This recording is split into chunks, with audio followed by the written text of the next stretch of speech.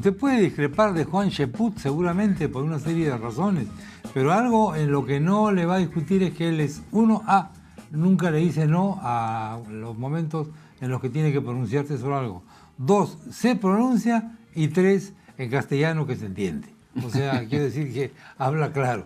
Por eso es que lo hemos invitado. Hemos estado hablando sobre el caso de la ministra Carmen Omonte, y Juan Cheput muestra su sorpresa, y esa sorpresa con un matiz de indignación, en realidad, por la forma como primero el presidente del Consejo de Ministros y luego el presidente de la República se desembarazan un poco de la señora Omonte, porque la prensa le pregunta que se pronuncien sobre el escándalo y ellos dicen que ella se defienda. Entonces queda como un poco desairada.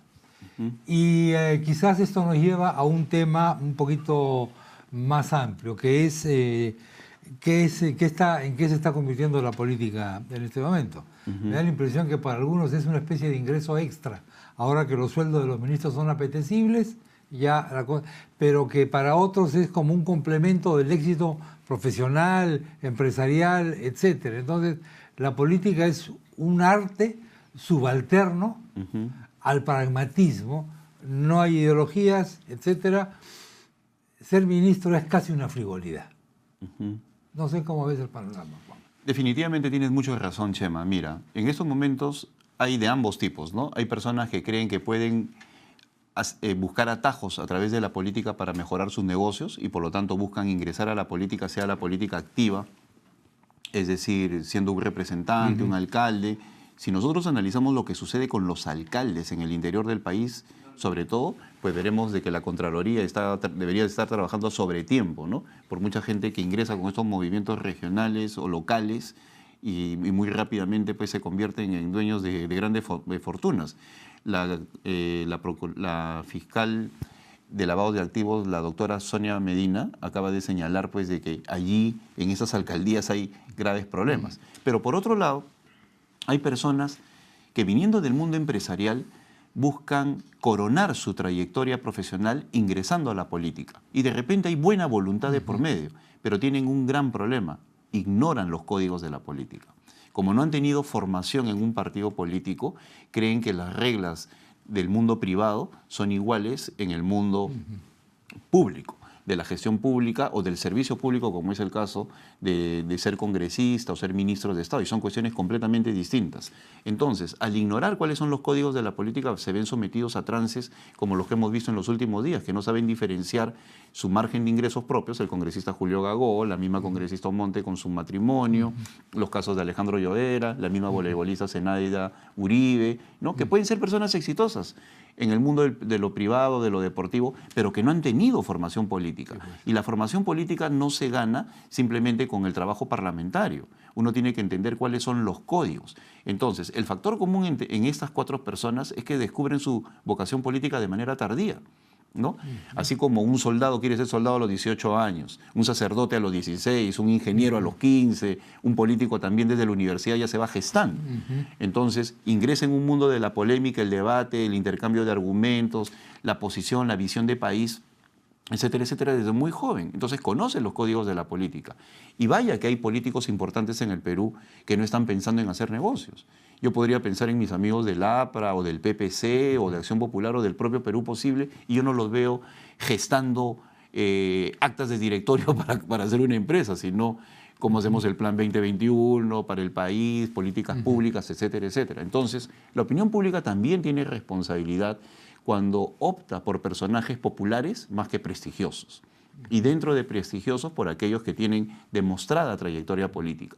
La gran mayoría de escándalos que hay en el Congreso de la República están circunscritos a personas que no tienen formación política, pero lamentablemente se generaliza y se dice toda la política está contaminada, cuando son los políticos de raza, los políticos formados, los que sacan cara por el actual Congreso, y no los políticos de último momento, los políticos que descubren su vocación de manera tardía. La prensa, por supuesto, como decíamos antes, vende el escándalo, trabaja con el escándalo que combina política con plata. Si hay sexo, mejor, es una trilogía perfecta. Entonces, se ha generalizado el descrédito de lo político ante el grueso de la opinión pública. Es que la política vende, como dicen casualmente. Es muy difícil de revertir, ¿eh?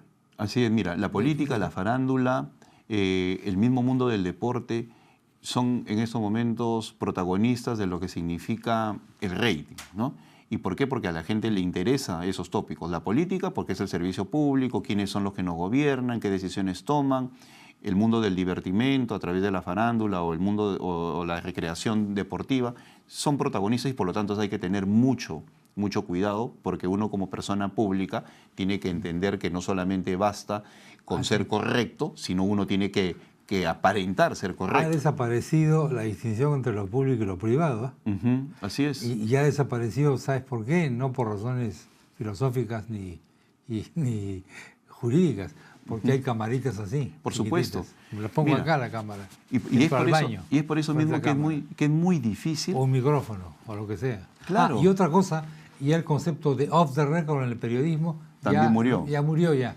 Claro, porque al final la noticia está muy por encima de la confidencialidad. Exactamente. Entonces, la confidencialidad que antes era parte del activo periodístico, hoy día se ha destruido. Por eso el acceso a las fuentes, todo ese tipo de cosas está en cuestión.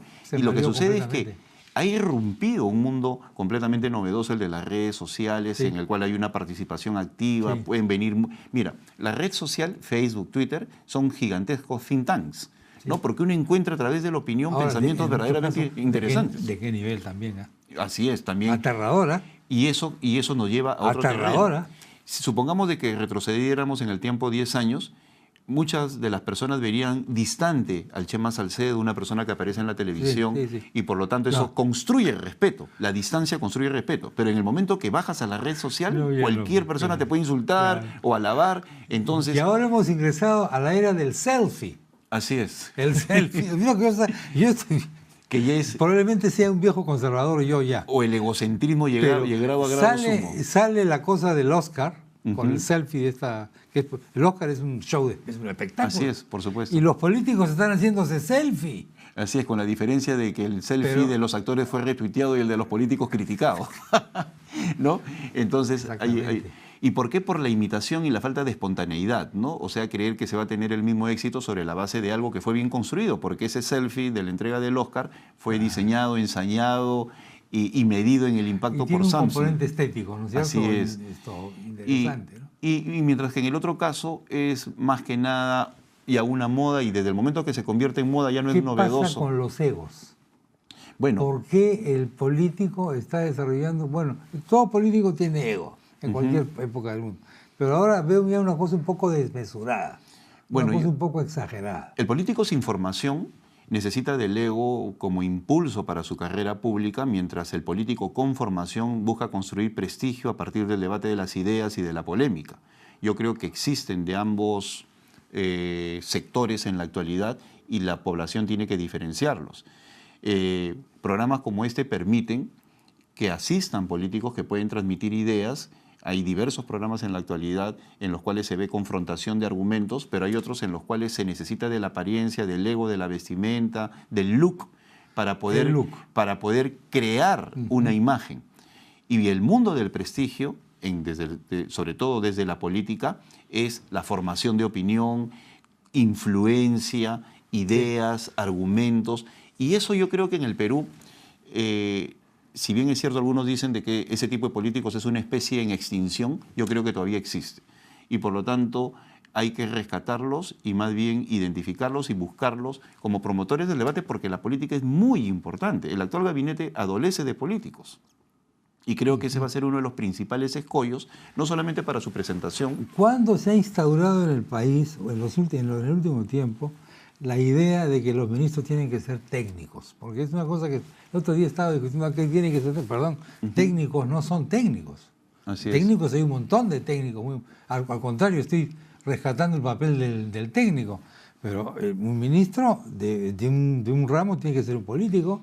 Mira, tiene que ser un gestor, sí, pero un gestor a un nivel distinto del técnico. La idea del profesional o del gerente se instaló con el fujimorismo y de repente y de repente caló porque veníamos del desastre aprista. Exactamente. Pero por otro lado, del exceso de la política pasamos al pragmatismo. En la definición de las políticas públicas, el político define qué se tiene que hacer y es importantísima la implementación, el cómo se hace, que lo definen en muchos casos los técnicos. Entonces, muchos de los actuales ministros que tienen PhDs desde mi punto de vista, serían excelentes viceministros. Seguramente. ¿No? Y creo que ese debería ser su rol, ser viceministro, claro. porque son los encargados de la implementación y del cómo se debe hacer. El político analiza el contexto, ve lo que se necesita y define el norte. Y cómo se hace, cómo se implementa, ahí está el técnico. Y tiene que tomar decisiones. Decisiones y construir opinión. Claro, ¿por qué? Es decir, tomar una decisión significa hacer que esa decisión sea socialmente aceptable. Así es, y ahí viene el discurso político. Porque si no es socialmente aceptable, te dura un año y punto. Y Claro. después te desbarranca. Y uno tiene que ver quiénes son los involucrados, tanto los que están a favor como en contra, y salir al frente. Por eso cuando se produce se duplica el sueldo de los ministros con el argumento de que hay que remunerar bien a los técnicos, hay un grave error. Por Porque supuesto. el ministro no es un técnico. Tú has sido ministro. Así es. ¿Tú fuiste ministro por la plata? No, en absoluto. Por lo que significa ¿Te servir al hiciste país. rico siendo En absoluto. ministro? No sabías cuánto ibas a Y es lo no último sabías en que se cuánto ibas a piensa. Mira, ganar. yo coincido con lo que dicen algunos amigos míos de otras tiendas políticas, en el sentido de que uno busca el servicio y ni siquiera piensas en el sueldo. Y en eso tengo que darle la razón al presidente García cuando dice los ministros en realidad cuando son políticos lo último que piensan es en el sueldo. Sí, porque, ¿no? Porque son otros elementos de los que repente nos estás llaman la pensando atención. más en el oropel, en el ego y aparte de las cosas. Por eso te decía constructivas. yo que los técnicos son importantes, pero para un rol de implementación y no para el rol de la gestión, la construcción de opinión y el debate, ¿no? Y por eso casualmente Conga de repente no fue, porque no hubo un político que le dijera a la opinión pública la importancia de ese proyecto minero en un contexto en el cual se necesita la inversión. Eso mismo. Bueno, se me ha acabado el tiempo. Muy bien. Gracias por estar con nosotros. Gracias al contrario, Chamo. Juan Cheput, el caso Omonte y algo más.